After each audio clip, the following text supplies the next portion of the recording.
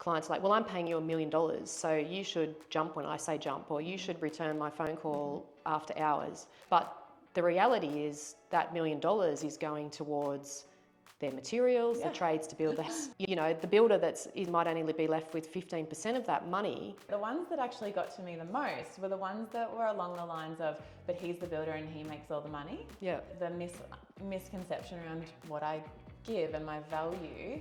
I hit a $50,000 credit card from my husband. Yeah. We had the high interest loans that you can get, you know, within 12 hours or less. And we thought we knew our numbers. Yeah.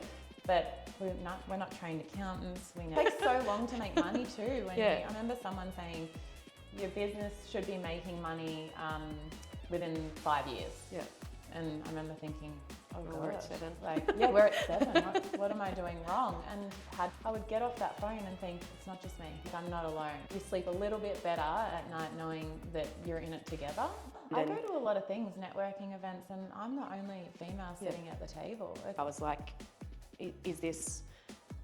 should I be at this table? It still blows me away that women don't feel like it's their place. I feel like it starts with us though, in first believing that ourselves.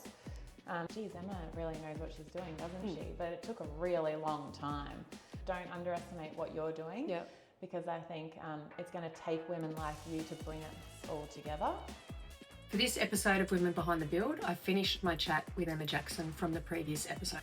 And which is a lot of people I guess don't realise how a building company actually operates in regard to the cash flow. You know, you're often like, clients are like, well, I'm paying you $1 million, so you should jump when I say jump, or you should return my phone call after hours. But the reality is that $1 million is going towards their materials, the trades to build the house. You know, the builder might only be left with 15% of that money, but 15% of that over the period of that build, you know, it could be a year, could be 2 years, and it only coming in lump sum stages, but you're paying for all those materials in the meantime. So we do carry a lot of risk and a lot of money, like bills, over that period. Have you, I guess, found, obviously you've been coaching and they've shown you, you know, how to make sure that you are making enough money to get through all those bills and everything you need to do. What would be your best tip for someone that's working in behind the business? What would you say is the best thing that they should keep an eye on or understand to make sure that they can keep that cash flow a bit more stable than what it can be? Everyone used to say, or I read it in books, know your numbers, know your numbers. And we thought we knew our numbers. Yeah. But we're not trained accountants. We never, you know, Cam was a chippy and I was a cop. Like, we did the best we could. Yeah. And engaging in coaching showed us how to really, really know those numbers. And I'm not going to lie, I said, it was like spreadsheet after spreadsheet, and I was sitting there like, and I said to my coach, I hate these, and the only reason I'm doing them is because you're gonna give me a kick up the butt. And he said, well, for now that's a good enough reason. But my biggest tip would be, however you do it and whoever teaches you, is to know those numbers, because the numbers you think you know usually are not right.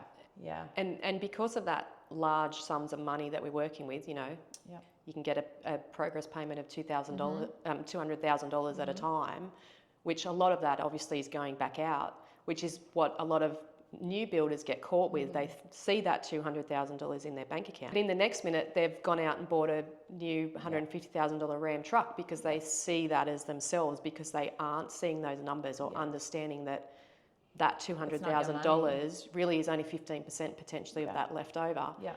And you might still have to run your business out of that or leave that for a rainy day because the jobs aren't coming through when we would like them to come through. With your role, when you first started in the business, did you and Cam have a sit down and just sort of decide who was going to do what? Was there clear separation, or you just sort of did what you could do? It just started happening. It was, I was admin, and that took shape in insurances and eligibility and quoting and like anything that had to happen on the computer basically became my job. And I must say though, Cam's gone more into an admin role now, sort of down the track. And that's been really lovely to watch him develop and to see him kind of go, well, being on the tools doesn't serve me anymore in this stage of my career. So I am going to sit down and understand more of that. It's really refreshing. And I think that's what a lot of sort of managing directors should be doing. Yeah. So no, we never sat down and said, right, well, you do this and I'll do this. We just started fumbling our way through it. And do you ever have any cross lines where you have disagreement? I mean, I always say to people, we don't fight, me and my husband don't fight about anything else but the business because we're both so passionate. Do you have those? We work together really, really well. But there will be times where he might make a decision. I'm thinking of a job in the last couple of years where he allowed the client to supply a lot of materials. And we're in our office and everyone can hear us and I'm like, why did you do that? Why did you say we could do that? That's not what we do, you know that. And he's like, oh, well, we wanted the job. And yeah, it's the usual. So we do start to sort of butt heads a little bit, but it's always with love and it always comes from a place of just such passion for the business. Yeah. And I think it's healthy. It's healthy to challenge each other and to disagree in those. Yeah, in those and if you don't push each other, the business won't. Yeah. Improve, and you're just trying to make it better. And like you say, it is a place of love. You're trying to say, I believe that this should be, and I know exactly why you would have been mad at him for letting them supply all their own stuff, because it always something when that happens, it falls on the builder. It'll be like we had a client supply their own stuff, open the box, the oven's completely damaged. Yeah.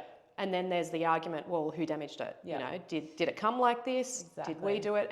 And usually always we'll end up paying that for that. I have to say, I had to eat my words because that client ended up being absolutely beautiful to work with, and it was a really positive experience. But the way we went about it was definitely against what we believe. And you have to learn where those boundaries are and what boundaries you as a business want to put in place between you and your client and yourselves. Mm-hmm.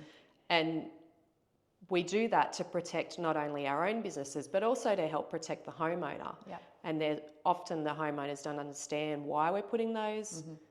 They would call them barriers in place that they think we're being unreasonable, but it's there to protect both parties. Absolutely. To make sure that everything is run smoothly and there's no hiccups, and then there's no disagreements or arguments at the end of something's gone wrong or something's damaged, or the something happens and leaks and they've supplied their own cabinetry, and then it's like, well, who's your plumber put that?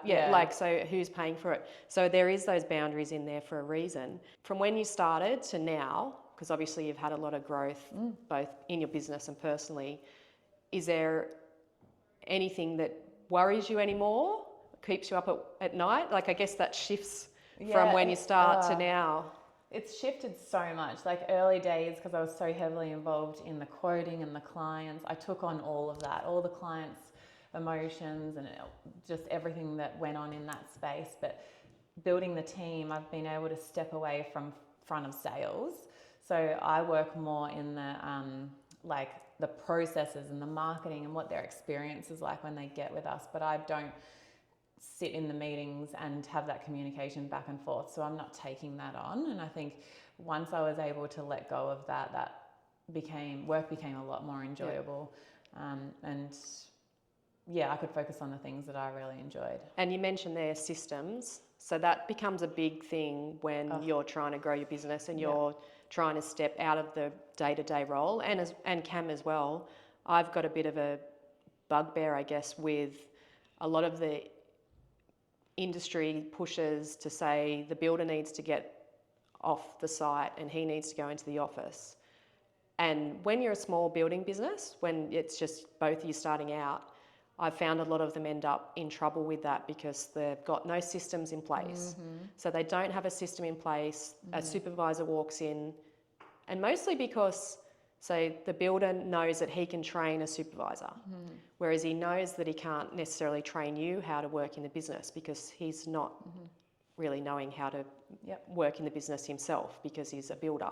When you first, I guess, took that step to add extra headcount into your business, what was your biggest concern there, and how did you manage that extra, you know, if you're paying someone $100,000, how did you manage that extra overhead and make sure that, you know, the things that were in place to keep you you moving and in the right direction? Well, because I hadn't done a course and I had no qualifications and I didn't have coaching at the time, I learnt the hard way. I can remember trying to train somebody with no procedure manual, with no systems. It was like, oh, just watch and learn. And a couple of those left because they didn't enjoy the experience, they weren't enjoying the job.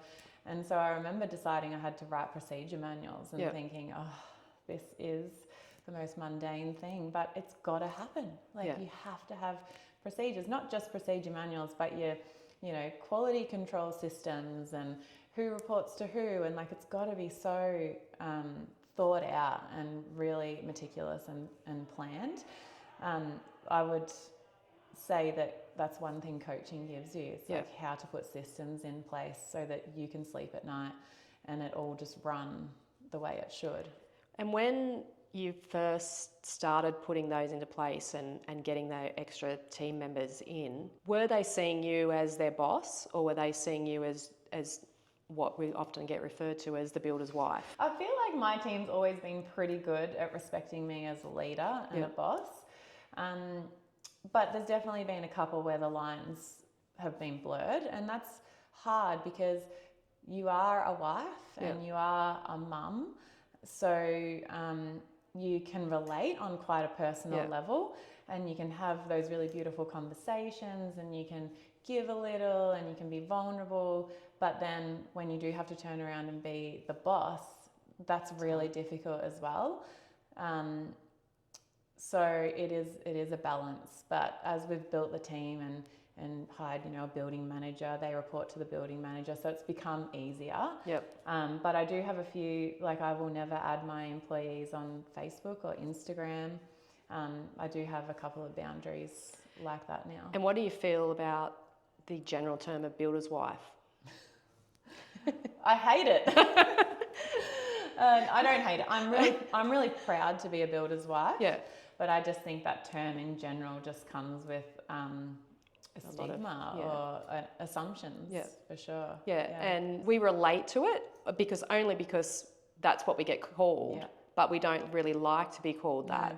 And I think that does hold back a lot of that role progression and that training, because when people aren't recognising how big a role we are doing in those businesses. You talked about that imposter syndrome, and you've reminded me a few years ago, because one thing I've toyed with is having my own online kind of presence and identity, like a page where when I network and I meet people, they can follow me. So it's like your personal brand. Like a personal brand. And imposter syndrome's been so bad with that, and I've actually started it a couple of times and then deleted it.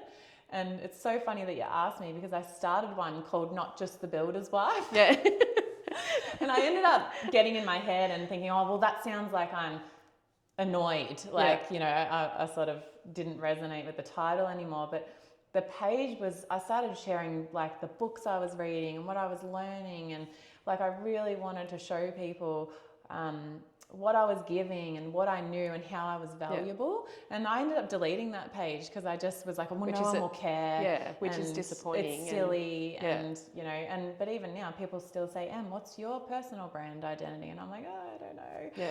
And, you know, suggestions have been made like, well, what about the client advocate? Or there's, you know, a few different approaches that you can take, and I will keep working on that. And I guess you know, we see, and I saw that you had done one, the Instagram trend of the builder and the builder's wife, and I'm like, oh, I don't know if I really like this whole trend of you know, this is the builder and the builder's wife wants this. Like, I feel like it's just not pushing the industry forward. It is that we're always just seen as the nagging or the difficult person to deal with in that business. Cameron and I decided to flip the trend. I don't know if you noticed. I think you said he wanted to have the so we flipped it. We went power into cord his coming from shed, and we were talking about I'm the builder and I wanted this, and I was sort of the well, I'm the builder's wife and he'll never use this sort of thing, and it was meant to be playful and funny. I had to shut down the comments on all of those because the backlash that I got was just, I didn't expect it. I didn't predict it. I didn't see it coming. You know, everyone else that had done the trend, it was fun and lighthearted. And I just could not believe the ridicule that I got. And it was clearly a joke. Yeah. He got everything he wanted. That's, I mean, then, but that's, I guess it's just that fueling of that narrative around that. Yeah. And you flipped it. Yeah. I now that you've said that, I remember, saying that you wanted a hoist for the car. That's right. But there were so many comments on there that I was able to just water off a duck's back, let go. But the ones that actually got to me the most were the ones that were along the lines of, but he's the builder and he makes all the money. Yeah. And I was just like, oh my gosh, like, and you want to stand up for yourself, and you want to say, well, actually, but you just, it's not worth. No, it's not worth it. But the misconception around what I give and my value, it just was so clear. Yeah. And I guess, I mean, I've had one instance where we've provided a quote to a family to build a fairly decent sized home, 6 bedrooms or something. Yeah, wow. The wife came in and got the quote because the husband was away at the time. But then when the husband came in, he sort of pulled my husband aside and he said, I'm not going to talk about money in front of your wife. Wow.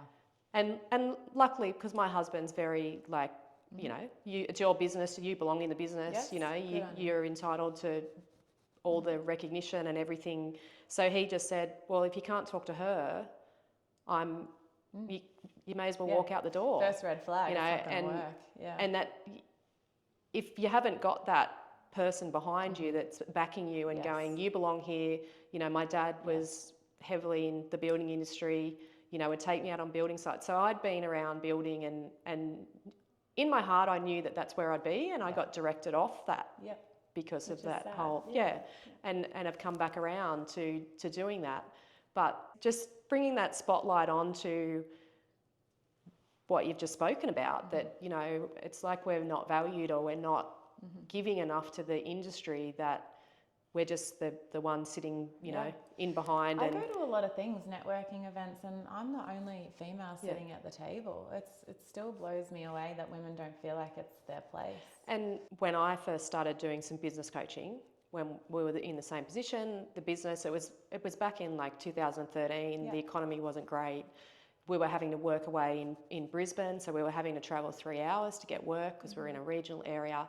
And the same, I was the only woman that was going along to these conferences or seminars, and I knew I would speak to the builders and say, what are you going to do when you go home? How are you going to implement what you've just learned? Oh, I'll just give it to my wife and she'll do it.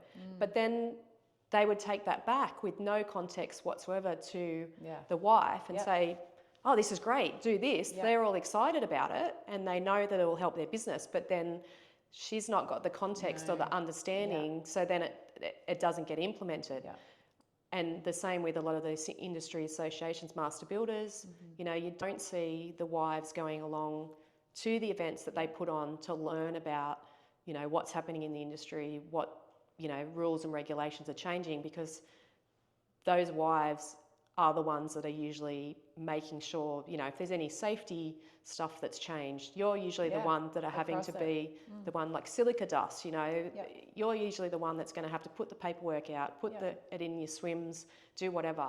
So I guess I'm challenging the women that are working behind the build to actually, step up, put your kids. It would be awesome to see, to just band together. And it made me think, do you think that... why do you think women are shying away from getting out there more? Do you think it's just that they don't feel that it's their place, or do you think our responsibilities as a mother and wife gets in the way too? I think it's both that. I feel like, let's say master builders put on events, they're 5 o'clock in the afternoon, that's typically probably when you're getting your kids to Well, sport. I've noticed the women in construction breakfast, 7:30 at the morning in the city. I'm like, I have 3 kids. Yeah, that's when you're trying to get your kids I'd love organised. to go to one of these, but I can't. And yeah. So it is partly that, but also, yes, I think that they don't feel like they belong. I mean, when I stepped up to the role of Master Builders Board, I was like, should I be at this table? Yep. And the guys have been fantastic. I was worried that I wouldn't be able to, contribute enough. Whereas I am an expert, I know what I'm talking about. Absolutely. We've got a certifying business. I know the rules and regulations, and it just was a bit refreshing that if I didn't say something about a topic, someone would usually say to me, what do you think, Ange? Yeah. So I think it's just that perception that we think no one thinks that we belong there. I feel like it starts with us though, in first believing that ourselves, because once you sit strong in that, I think less people doubt you. I feel like now it's almost like I've proven myself in the industry, and our business itself has got so far.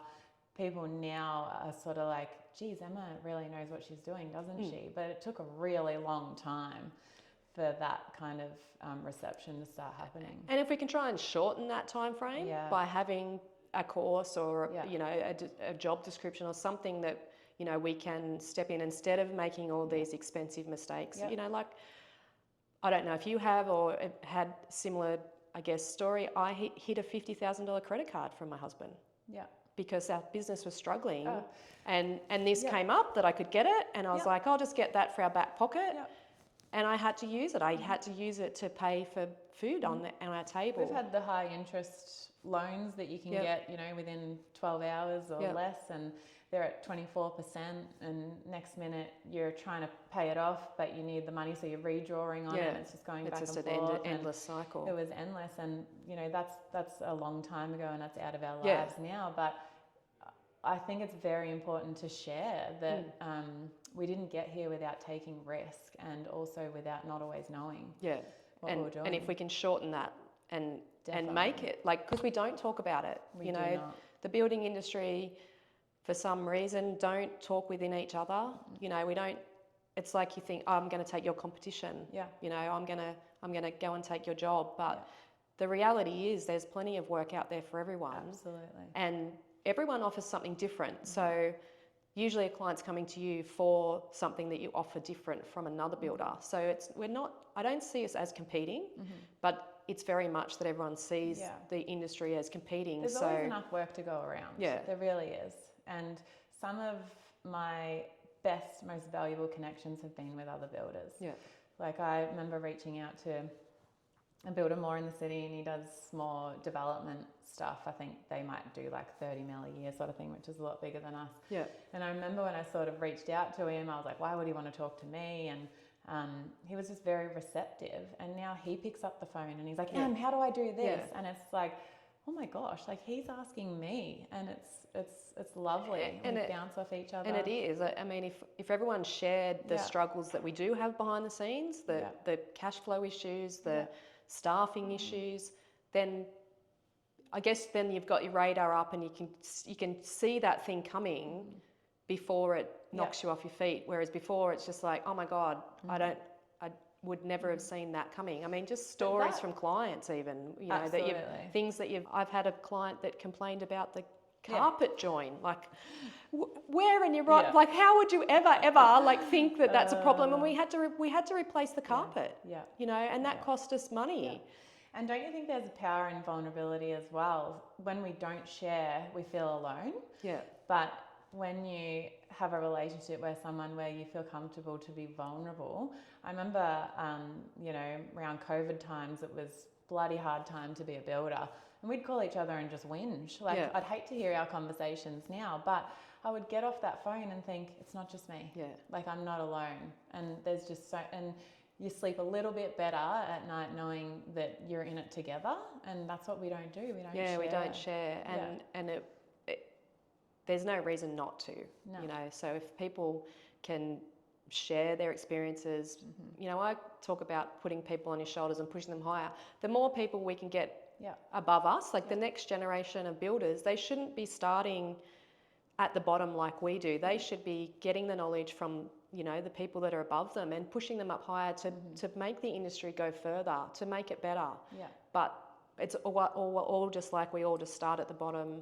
Absolutely. And it takes a lot of them fall off along the way. And, you know. It takes so long to make money too. I remember someone saying your business should be making money within 5 years. Yeah. And I remember thinking, oh god, we're at 7. Like, yeah, we're at 7. What am I doing wrong? And had we have had a course, a coach, and the knowledge, we probably would have been making good money at 5 years. But because we started with nothing, no money, no knowledge, you know, it took a really long time. And when your business is going well, and if all the building business is going well, the industry, the clients, everyone thrives, benefits from that. Yep. And I guess builders are seen as we're making a lot of money, but it's only because we say we're building $1 million house. Makes me laugh. But it's not the money. That's not the money that's going into our back pocket. No. So the perception there is that we are charging too much, when the reality is we're actually probably the majority of the industry and not charging enough. I say to clients, if you don't want your builder to go bust, you want them to be charging a reasonable margin, right? Or markup. Because it's contradictory. You want a cheap price, but you don't want your builder to go bust. It doesn't work hand in hand. It's actually an education game. The day I realised that I needed to educate my clients, not just about how the build goes and what the next steps are, that's the obvious stuff, but all this little stuff, educating about what a real margin looks like and all those things.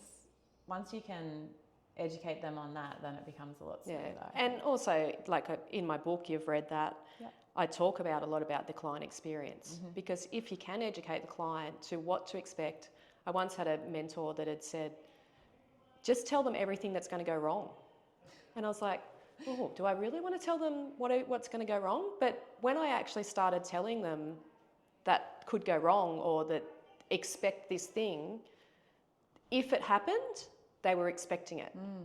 So that then if it happened, they were like, oh yeah, they told me that this thing could happen. So it's not so much of a big issue, and then you can get together and resolve that issue. I like that. Rather than that conflict of, you know. And I think Cam always says to our clients, it's not if something goes wrong, it's when.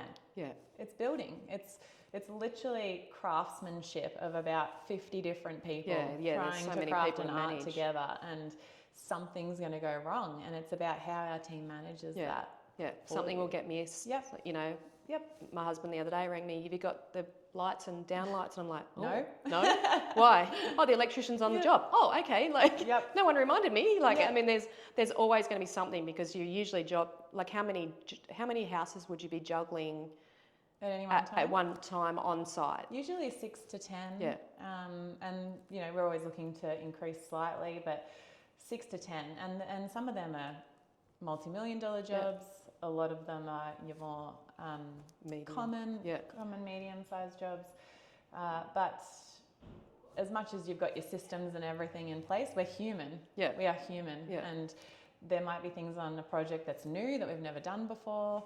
So there's always something that can go wrong. And I guess the perfect Instagram photos and persona that is online is where the clients get this whole, you know, they don't really realise that expectation and what's happening in behind the scenes, and how much is being managed, and how many people we're managing, you know, between suppliers and trades and, you know, your staff, that yes, there will be things that will be missed. There will be things that are not quite how they were imagining it. And a lot of that goes down to how much detail you're giving clients in the first place. Definitely. You know, are people using 3D renders to make people see? Because looking at a plan and what the reality of what that looks like, a lot of people can't see that. And I've always been a big advocate for don't assume anything, to make sure that everything you provide to your client takes any assumptions out, so they fully understand what they're getting. And that's probably something that we've refined over the process. You know, when we first started, it was like, oh,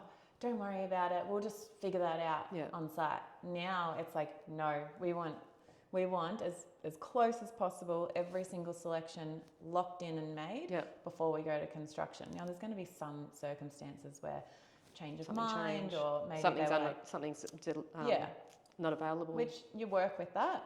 But I agree with you, having everything laid out as clear and as firmly as possible. And I think that's where the women behind the build really shine in that, you know, going from the builder who just thinks, you know, handing out a 2-page document with very limited information.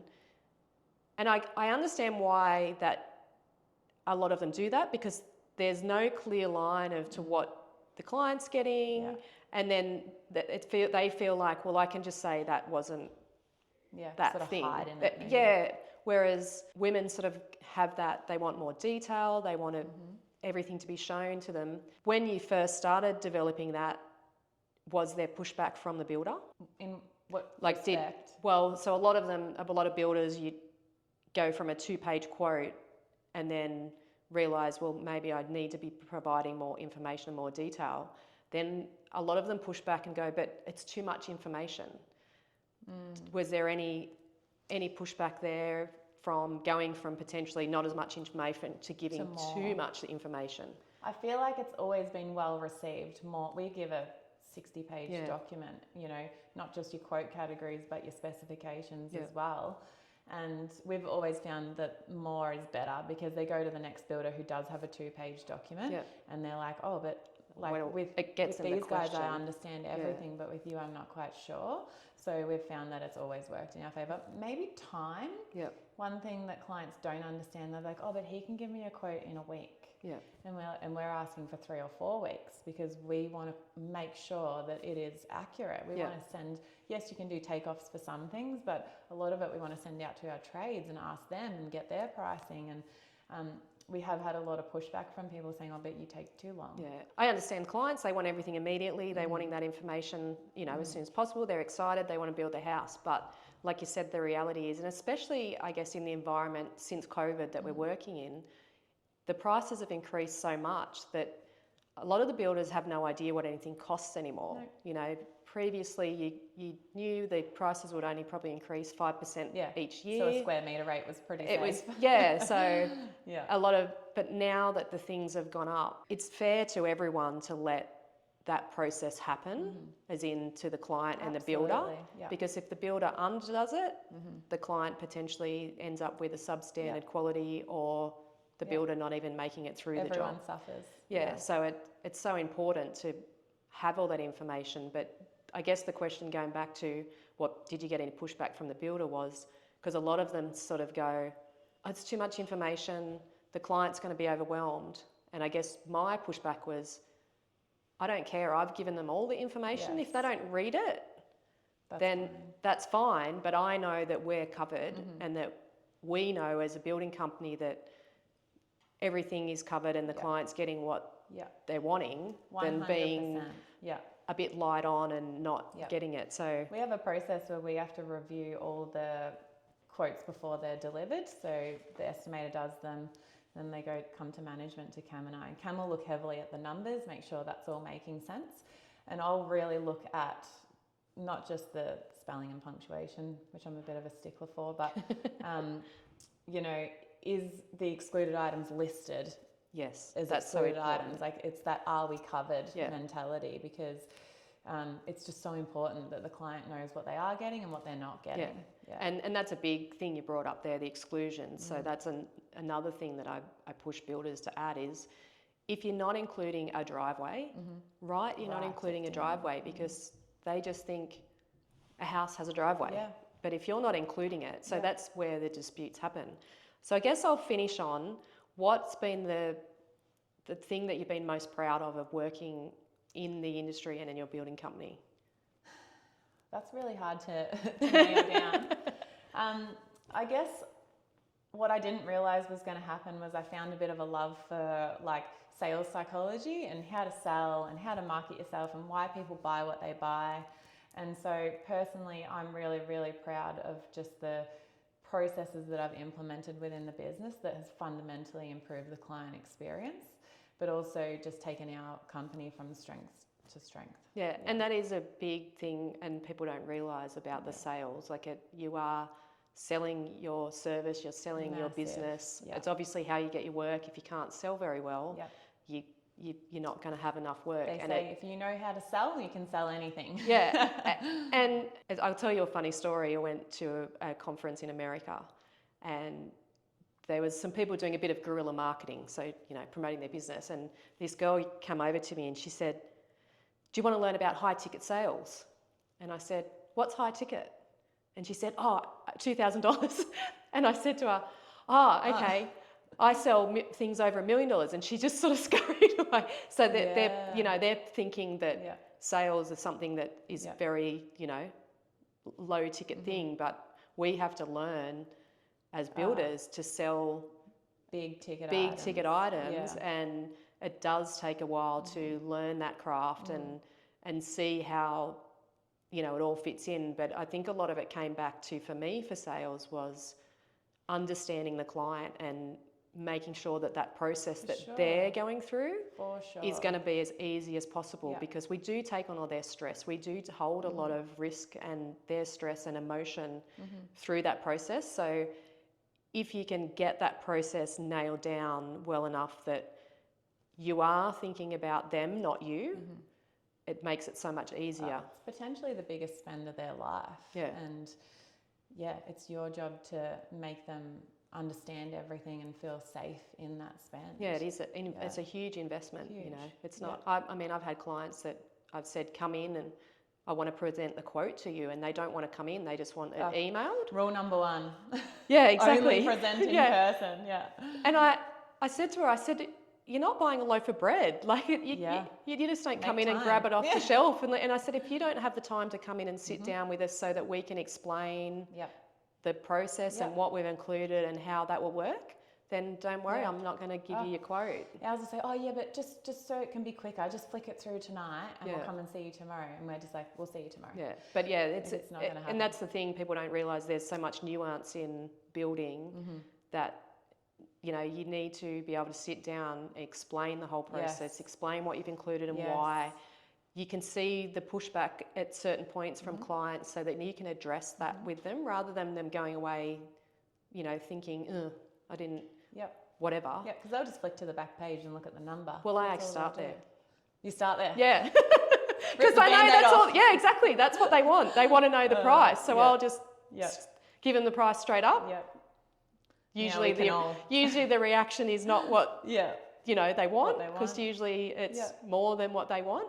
But then we can go through, dissect the quote, explain what we've included. Because at that point, when you're given the price, they don't know what's included. Yeah, talk about their options. Yeah. And then, you can go through and go, well, that's, I love, as you talk, I'm thinking about those boundaries with clients, and we always have a reason for it, but it's the same as like tendering for an architect. Yeah. I don't know how you feel about that, but we are just straight out, no, sorry. Yeah, we've never done it. If your client would like to come in and meet us and they're personally invested in Jackson Dwellings, sure. Yeah.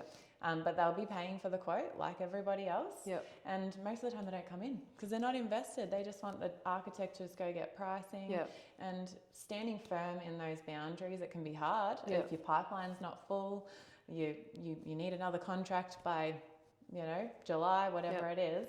It's really hard to say, no, sorry. And you brought up a good point there, charging for quotes. Yes. It's obviously the industry is pivoting towards it. I mean, we're trying. It's becoming more standard, but everyone still wants a free quote. Can you, I guess, explain why you charge for that and what the benefit is to the client? Look, not only does it pay for our team's time, so we can give our absolute best, but what it really is about is that client making a financial commitment. So it doesn't matter if that fee is $200 or $2,000. At the end of the day, it shows that you're committed to the process. Clients who refuse to pay the fee are not seeing our value. Yeah. And we honestly have had people, not so much anymore, but we've had people walk away and say, I don't believe I should have to pay for that. And we say, okay, no problem. Yeah. Good luck with everything, because that's us putting value on ourselves. Yeah. And, there's very few industries or places where people do anything for free. For free, You know, yeah. if you go into the shopping centre, you can't just take home a loaf of bread Yeah. for free. It does take a lot of time for So much. the office people, Yeah. the builder, all the other people that are involved. Like Yeah. you said, you're going out and get quotes from window suppliers, and it is such a big Yeah. investment. And I feel like, the ones that aren't charging, They're letting us down, they're- really. yeah. Yeah. And I mean, you can't go to the doctor and get free advice. You can't, it's not. Yeah. But there's that expectation of free. I do feel like it's becoming an industry standard now, but when we started charging for quotes, it definitely wasn't. And the amount of people that said to me, like, oh, well, I can go and get 3 other quotes and they won't charge me. It was really hard to stand Your ground firm in that. Yeah. All right. Well, I really have enjoyed our chat, and I know that we could probably talk all day. Absolutely. But I admire what you're doing and what your business is, how your business is running, and where it's going. And I guess a lot of builders can probably learn a lot from you Ange. guys. And likewise, don't underestimate what you're doing. Yeah. Because I think it's going to take women like you to bring us all together and to get more for us in the industry, courses and whatever it may be, just recognition in general. So keep going. Thank you. Yeah. It's hard sometimes. When it is, but it's not for the faint-hearted. When you feel like you're not. And I guess from the marketing point of view, where you're located, you're only cover a certain area, and that's the same thing with builders. But I'm trying to reach a market that's potentially global. Yes. And that you just sort of get lost in the sea of sameness. Yeah. How are you guys managing, to stay relevant within your area? I see that you do some open houses. Always trying to stay at the forefront, and I've been saying to people lately, 4 or 5 years ago, I didn't realise until now, but nobody was challenging us. It was sort of us and a handful of others, and we were the leaders in the space. And there's been a real shift lately, and there's so many local builders, up-and-comers. And when you're at the top, they look to you, obviously, for inspiration and whatever, but that's definitely made me hustle really hard, because I'm like, I worked so hard to get here, and I will stay here. So I'm always learning about marketing, how to speak to our audience, just continuously learning. I think if you stop and you just assume that you've nailed it, that's when you're going to get taken over. And you will. I think I wrote in my book something like the other builders on your coattail ready to leapfrog you. And I remember even when we used to enter the building awards, I mean, we still enter them, but when we first started, there was this one builder that would get all the awards, and we'd sit there going, what are they doing that we're not doing, and it's right, that everyone's looking, and that you've always got to keep reinventing yourself and staying ahead of it, and it's tiring. People say it's flattery though, it's flattering, and I'm like, well, that wears off really quick. Yeah. Because look, it's good, it's healthy, it absolutely fuels my fire. Like when I think someone's on my coattail, I work harder than ever, but it feels like a bit of a race sometimes. Yeah, it's tiring. It is tiring, definitely. Well, thank you so much, and thanks for having me here in nice, cold. It is a bit chilly, I'm sorry. From sunny Queensland.